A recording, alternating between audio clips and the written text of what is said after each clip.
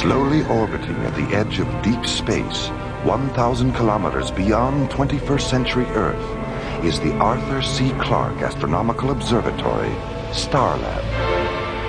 Here, Starlab Research Director Maura Cassidy and scientists and technicians of the International Space Authority watch over the countless star systems that fill the universe.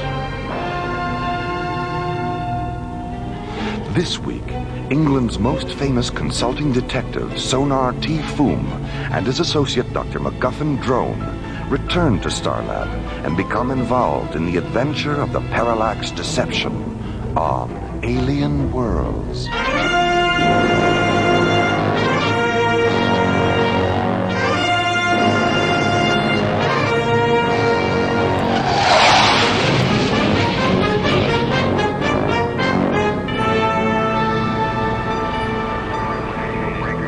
ISA Priority Shuttle 1 to Starlab Control.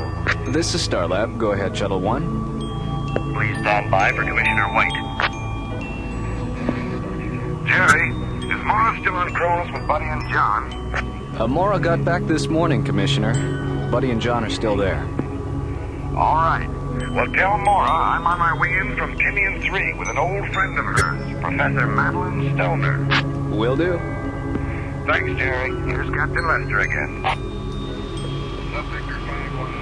Okay, Starlab. I'm ready to receive docking orbit insertion coordinates. We are 800 kilometers out on approach meridian 690, and our ETA is 7 minutes, 10 seconds.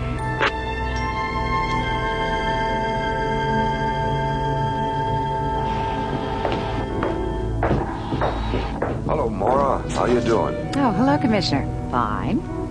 Madeline, is that you? It's me, all right. What did you do to yourself? You look 20 years younger. She is 20 years younger, Maura. What? But how? Solamine yellow, an age reversal serum I've been experimenting with at the Latham Institute. How long have you been experimenting on yourself? 5 weeks. You've lost 20 years in just 5 weeks? Mm-hmm. If this isn't some kind of miracle, I don't know what is. Well, there's still a lot of work to be done, Maura. Control group studies, long-term side effects, things like that. I'm leaving for England tomorrow to work with an old friend of mine. Maybe you've heard of her, Dr. Vivian Stanchel. Mm-hmm. Sure, I know her work. Well, she owns a private research lab near London, so we're going to start conducting some advanced experiments with the serum. How many people know about Solamine Yellow, besides Oliver Latham and Dr. Stanchel?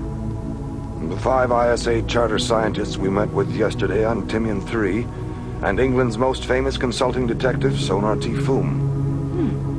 Why is Mr. Foom involved? Well, since half the universe would beat it past to Madeline's door if they knew about the serum, the project's top secret.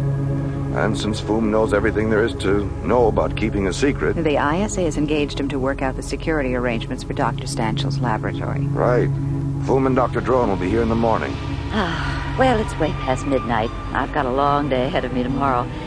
Will you show me to my quarters, Maura? Of course, Madeline. And you, Commissioner? I think I'll wander around Starlab for a while.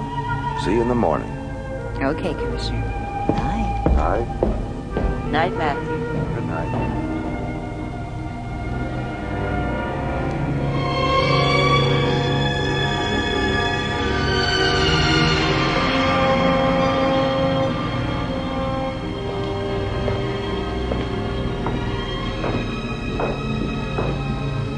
Well, I'll see if Madeline's ready, Commissioner.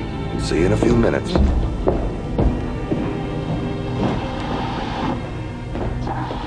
Madeline. Oh, my God, Madeline. Maura. I'm old. So old. Madeline.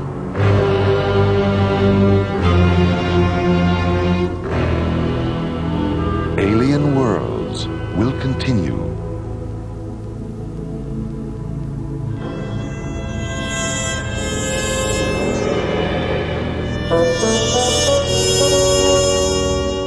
Alien Worlds continues. Okay, Starlab. I'm ready to receive docking orbit insertion coordinates.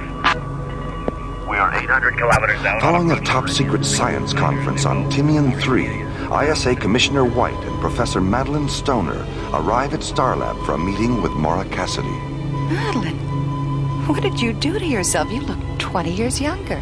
She is 20 years younger, Maura. What? But how? Solamine yellow, an age reversal serum I've been experimenting with at the Lyden Institute. But when Maura enters Madeline's quarters the next morning, she finds her friend lying on the floor, her newfound youth gone, her eyes glazed with age, transformed overnight into a withered old woman. Meanwhile, at a small spaceport near London, England's most famous consulting detective, Sonar T. Foom, and his associate Dr. MacGuffin Drone board Foom's multi-atmosphere cruiser, the Bellerophon, and blast off for Starlab.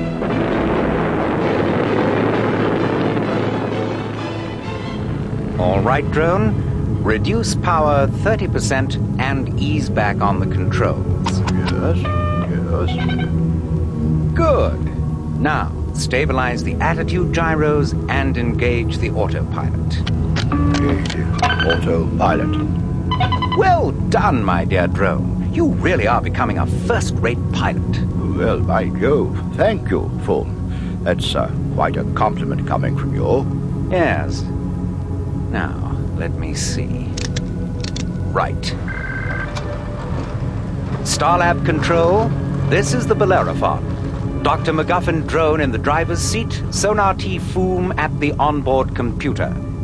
Anyone at home up there? This is Starlab, Mr. Foom. Please stand by for Dr. Cassidy.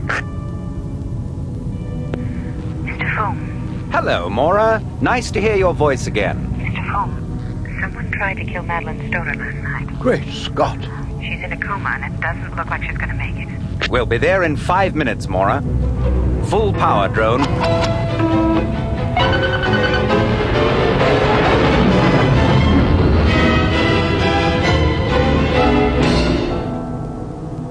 We thought at first she'd had some kind of, reaction to the serum. But when Dr. Rossiter examined her, she found this in Madeline's back. Why, looks like a needle from an old-fashioned hypodermic syringe. I'm afraid not, drone. This is a projectile from an extremely powerful compressed air pistol, and I'm certain the blue stain on its tip is a lethal poison. The weapon that fired this is used exclusively by the Zil assassination regiments on Shakandra. Why would a Zil assassin want to kill Madeline anyway? And how on earth would one of them get aboard Starlab without our knowing it? I mean, my God, Shakandran adults are 8 feet tall. Someone would have noticed him. Where in Professor Stoner's body was this projectile found? In her back, about 3 inches below the base of her skull. The point was embedded in the first cervical vertebrae. It's fortunate the bone prevented it from entering her body completely. Oh? Why do you say that, Foom? This projectile is made of a synthetic metal that is 100% chromic. Chromic? What do you mean? A chromic substance is one that dissolves in the body without a trace, Commissioner. If that projectile had penetrated completely, we'd still be operating under the delusion that Professor Stoner did, in fact, experience a negative solamine yellow reaction. That probably is what the would-be assassin wanted us to think. Yes. Commissioner, do you have a sample of the serum with you? There's a small vial in Madeline's bag. Good. I'll need some laboratory facilities, Maura. Starlab is at your disposal, Mr. Foom. All right, then let's get on with it. We have a lot of work to do.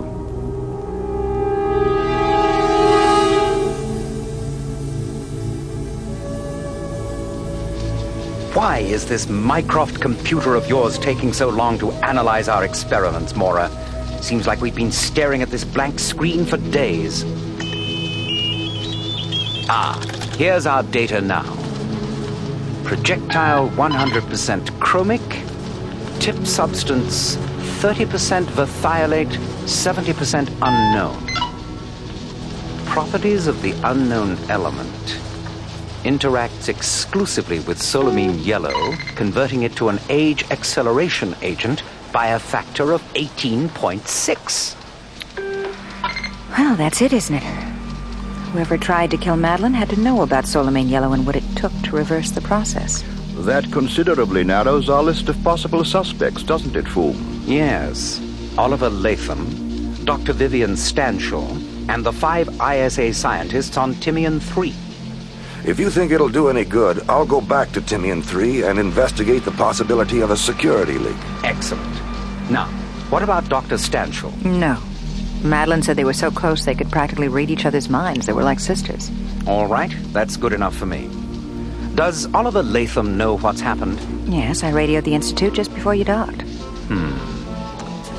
Radio him again, Maura, and tell him we're on our way down to have a chat. Okay. Oh, one more thing, Maura. Have Jerry pull the visual scanner tapes of every docking procedure that's occurred here within the past 48 hours. This fiend had to arrive by ship and leave the same way. Perhaps the tapes will disclose something.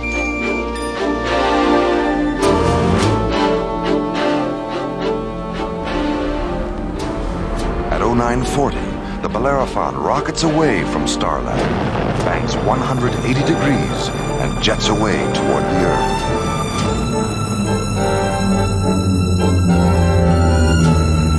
Minutes later, Foom's powerful ship enters Earth's atmosphere and approaches the Latham Institute, a complex of pearlescent blue domes situated on the Gold Coast of New California.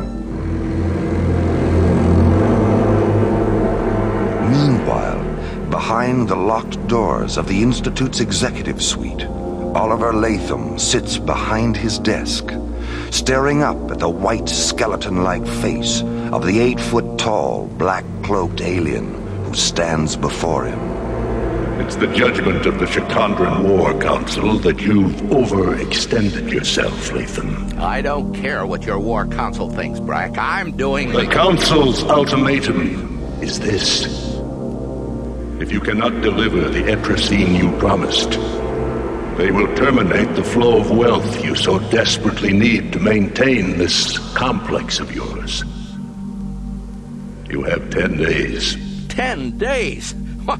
There's no way in the world that I can produce 200,000 liters of Etrusine in 10 days. And why not?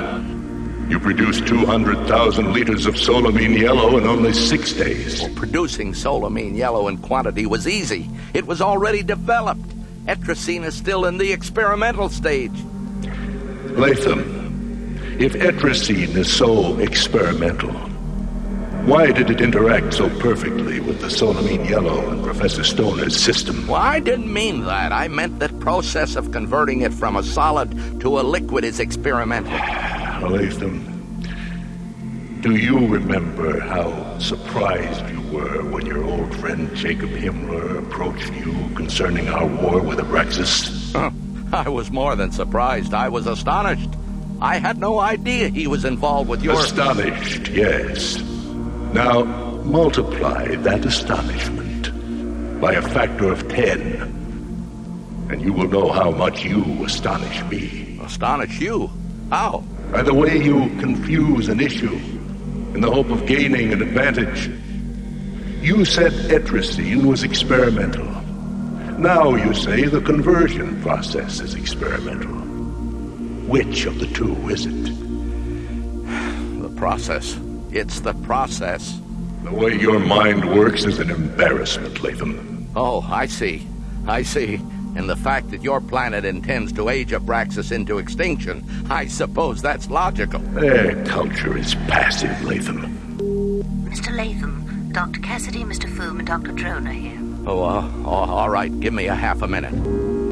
This man Foom could be trouble, Brack. I'll be the judge of that.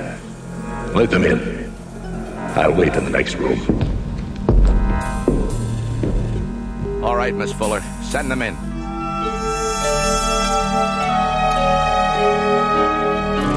Alien Worlds will continue.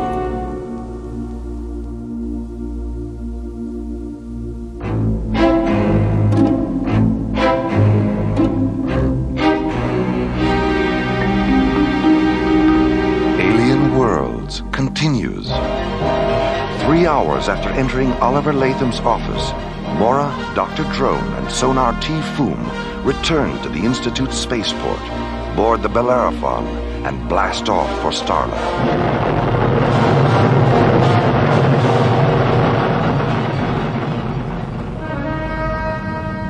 Foom, When you dropped your pipe in Latham's office and then bent down to retrieve it, I noticed you picked something out of the carpet. What was it?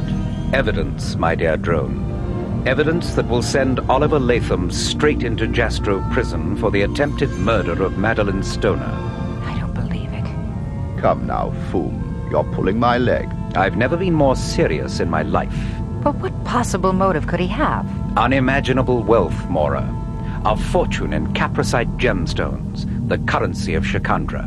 What makes you think Shikandra has anything to do with this? Elementary, my dear drone. The faint, lingering fragrance of night blossom perfume in Latham's office. Perfume? Yes. The Zill assassins on Shikandra anoint themselves with it as part of a self-purification ritual. All right, let's assume Latham is responsible. How did he get aboard Starlab? And what about the fact that he was in his office from 7 last night until 7 this morning? His door was open. A dozen people saw him. Oh, they saw him, all right. The bandage on the palm of his left hand proves that. Bandage? Yes. Full speed ahead, drone. I'm anxious to peruse Jerry's docking bay tapes.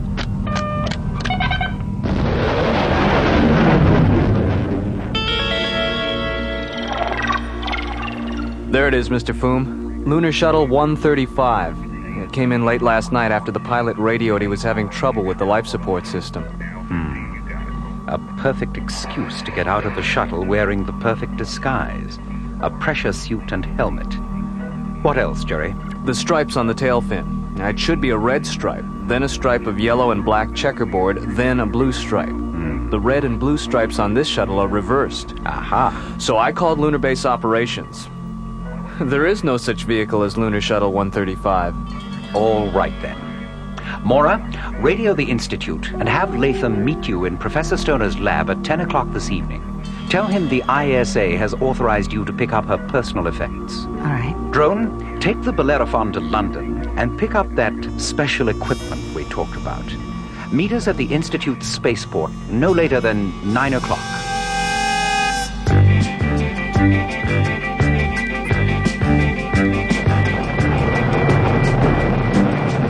As Dr. Drone banks away from Starlab aboard the Bellerophon, Maura and Foom rocket out of Launch Bay 9 aboard the ISA Interceptor Atlantis and jet toward the Gold Coast of New California. I still can't believe Oliver Latham did it. You know my methods, Maura. I never make an accusation I can't prove. And before this night is out, my own evidence will be vindicated by an admission of guilt from Latham himself. Isn't that your scanner alarm, Maura? Yes, we have an unidentified spacecraft at 205. That blue button, Mr. Foom, let's get a visual. Well, a Shikandran sky raider. The plot thickens, eh, Maura? It certainly does. Activate the laser turrets, Mr. Foom. Those red switches. Tally-ho, Maura. Close, but no cigar. Oops, here he comes again. Not a very good shot, is he? What time is it? 8:30. Oh, gee, it's getting late, isn't it? Well, I better get this over with. Nice shooting, Maura. That's one you owe me, Mr. Foom. One what? One cigar.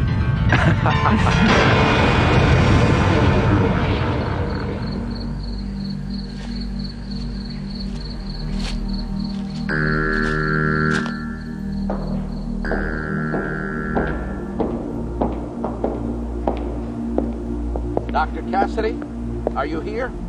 Over here, Oliver. Madeline. The needle didn't penetrate far enough. Oh, Oliver. Why? Why did you do it? The Institute needed money, Madeline. Solamine yellow and etrazine together. The perfect biochemical weapon. I could have made a fortune. But you said no. No more weapons. Life, not death. And I pretended to agree. I never wanted to hurt you, Madeline. It was Brack's idea. I had no choice. He said it was a matter of survival, the taking of one life and in order to preserve the future of the Institute. I'm sorry, Madeline, but I'm afraid that equation for survival still stands. You can't kill me again, Oliver. I don't exist. Madeline? Madeline, come back! She can't come back, Latham. She was never here. She died half an hour ago. No, she can't be. She's alive. She was standing over there. You've been tricked, Latham. The same way you tricked everyone into thinking you were in your office the night you shot her. What? You've been talking to a hologram, Latham. What? Vanessa? Madeline? Sorry to disappoint you, Latham, but this happens to be Miss Vanessa Lockwood, one of the Royal Shakespeare Company's most versatile and talented actresses. Mr. Latham? Vanessa has been good enough to play the role of Madeline Stoner in the next room, while we projected her holographic image into this room. Major, get him out of here. Come with us, Mr. Latham. You're under arrest. The Institute needed money. I could have made a fortune. It was Brack's idea. Would you mind clearing up a few things, Mr. Foom? Jerry's explanation was a little sketchy. What was your first clue? This silverized prism fragment I picked out of the carpet in Latham's office. It's from a parallax mirror, that part of a holographic projector concerned with stabilizing the image in relation to the viewer. He accidentally broke the mirror while disassembling the apparatus and cut himself picking up the pieces. But Sonar, doesn't the thing one wishes to project have to be somewhere nearby? Normally, yes, but Latham used a pre-programmed visual scanner tape, which permitted him to be in two places at once when he isn't really anywhere at all. He planned it so perfectly. 24 hours ago, it seemed impossible that he could have done it. Nothing is perfect, Maura. And the next time you're confronted with the impossible, remember what the immortal Sherlock Holmes used to say. When the impossible is eliminated, what remains must be the truth, no matter how improbable that truth may be. Which of you is Mr. Foom? I am. I'm Abernathy, Institute Communications. This message just came for you from London by way of Starlab. May I have the envelope, please? Certainly. Thank you so much. Egad, drone! The historical television archives of the BBC have been ransacked, and every single episode of Monty Python's Flying Circus has been purloined. Why, this is monstrous. Yes, we must recover those episodes, drone. Come along. The game is afoot, and a new adventure is at hand.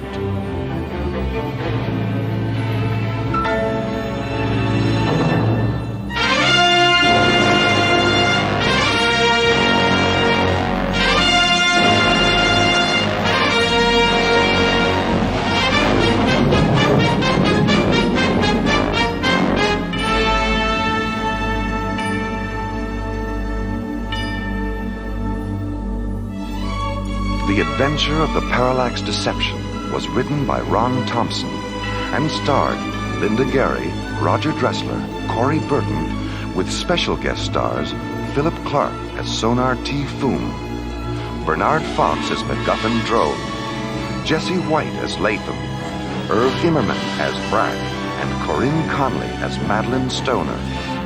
Associate producer Ron Thompson, music director Tom Rounds, engineer Stu Jacobs, technical consultant Peter Sky, assistant to the producer Jim Cook.